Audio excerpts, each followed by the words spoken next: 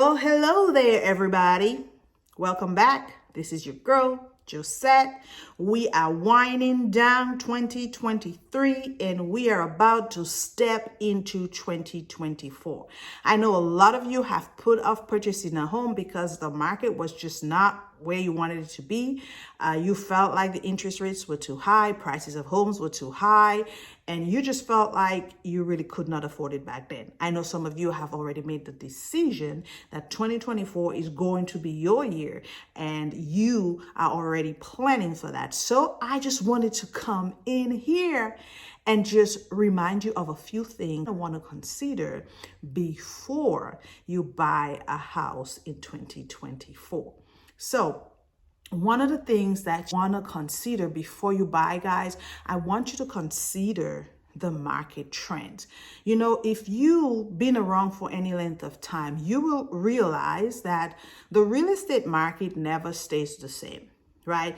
And it never really goes in a straight line, okay? So it's like a roller coaster.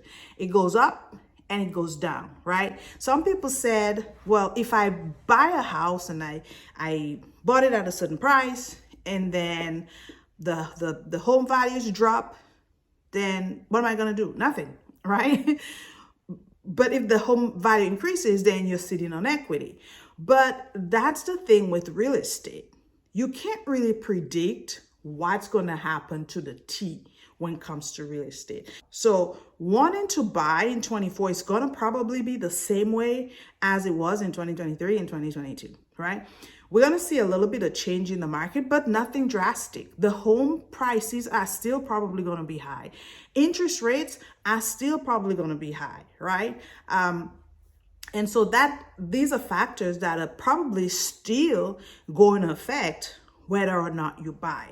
I think the key thing in buying in 2024 is your financial readiness, okay? It's whether or not you feel that you are ready to buy the house.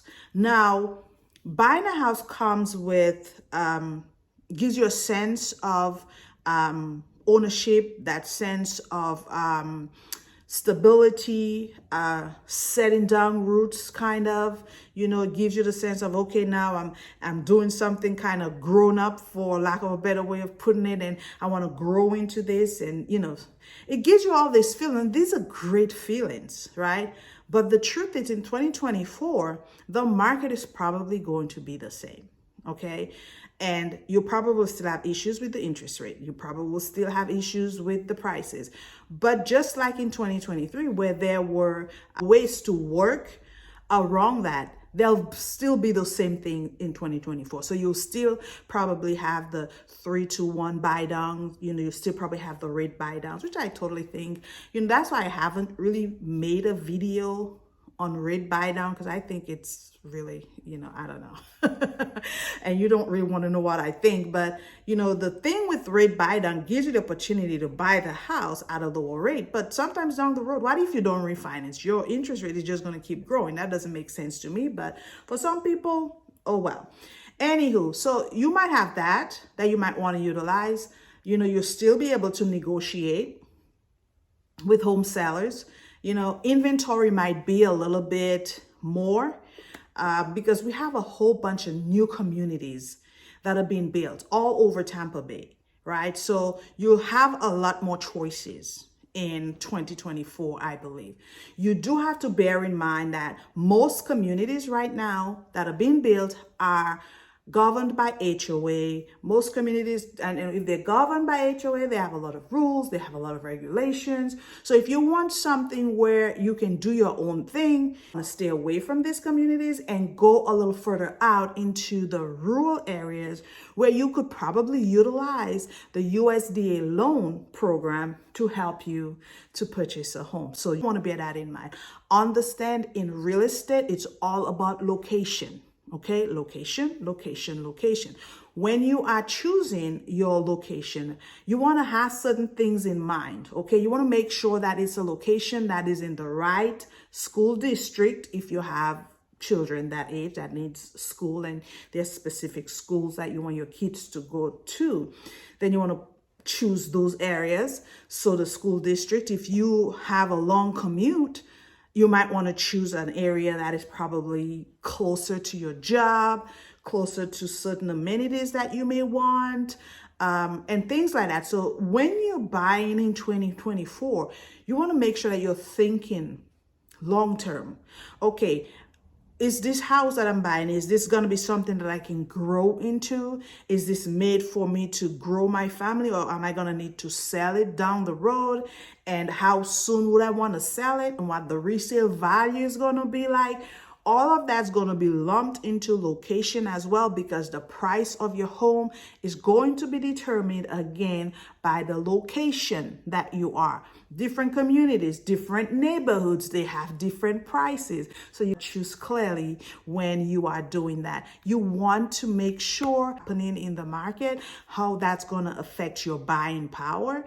So you want to keep that in mind, because a higher interest rate means less buying power, basically, right? High interest rate, less buying power. So you want to bear that in mind. And guys, you want to make sure that you are ready as well with pre-approval, so that when a house comes on the market that fits your criteria, you are able to offer. Basically, that's what I'm saying. Make sure that you're ready for that. Make sure you are checking out the neighborhoods that you want. Remember, as real estate agents, there are many things that we as agents cannot tell you about a neighborhood, but you can drive the neighborhood for yourself. You can talk to neighbors for yourself. You can, visit open houses that may be in the community that you want to buy in. You might want to talk to homeowners, talk to them about, what your taxes are like, and don't really make decisions about taxes based on somebody else's taxes, because everything in real estate, guys, is different. Their taxes, we could be in the same community and all of us have different taxes. Don't ask me why, but it just happens, right? So make sure you're looking at that when you are doing that. Also, when you're buying a house in 2024, don't skip the inspection. Even if you're doing a new construction home, they can't prevent you from bringing in your own inspector. So always choose to do your own home inspection so you don't miss anything, because, a home inspection can really save you from any unseen or unforeseen issues that you may have down the road, that, it could really help you if you can catch it before you get to a place where it becomes a really big issue. So don't skip the home inspection. Make sure that you're examining the property very carefully before you buy. Remember that new construction is all over the place, and most of them, they do offer a lot of incentives. Know that if you have a lender that you're working with, the new construction, the builders, they can't really make you use their lender, but you do get a lot more incentives if you do use their lender. But if you already have your lender that you want to stick with, just know that you probably won't be able to get their incentives. So when you're making the decision, I always tell my buyers, do both, go to your lender and then go to new construction if you want to, and then compare, right? You're still going to compare. You're still going to talk to more than one lender. You want to make sure that you're hiring a real estate agent, and make sure that you hire a real estate agent that knows how to communicate with you, and make sure that when you do hire the real estate agent that you are loyal, and if something is going on, that you are honest with the real estate agent. Give them a chance to fix things. If you don't like something, speak up, because if you speak up, you probably can get it fixed. Make sure that you're doing that. Talking to your agent, hiring a real estate agent is key. They have access to homes. They have access to apps. They know properties that are coming up on the market sometimes before they even come up. They have connections with other agents, so they can really pull in to help you to get the house that you are looking for. And not only that, you have somebody that's knowledgeable about the market, and they can help direct you. Again, even if you have a real estate agent, always refer to your attorney if you have any doubts, if there's certain things you don't feel comfortable with. There's certain things that even when you do get a contract, before you sign it, send it to your attorney. they look at it, or sit down and make sure you read everything. Like I always tell my buyers, read and ask a lot of questions so that you know what you're getting into before you get into it. I want to make sure that you're really, really paying attention. So again, we're about to jump into 2024. You're going to have to do the same thing that you're doing in 2023 to be able to get a house in 2024. Okay, the things that you kind of want to change right now, if you're having some issues, is start working on your savings, start fixing your credit if that needs to be fixed. Start doing things that prepares you for home ownership, because again, home ownership is gonna come with expenses, right? Maintenance, taxes, HOAs for those of you who are looking for an HOA community. All these things are going to be included. So please bear that in mind. But 2024 can be your year if you're ready to buy a house. If you need any help, any assistance, I am a licensed real estate agent in Tampa, Florida. I turn renters into home owners. I love helping first-time home buyers. So if you are curious about some of the first-time home buyer programs in the Tampa Bay area, feel free to send me a DM. I hope you enjoyed this video, and I will see you on the next one. Don't forget to subscribe. Bye.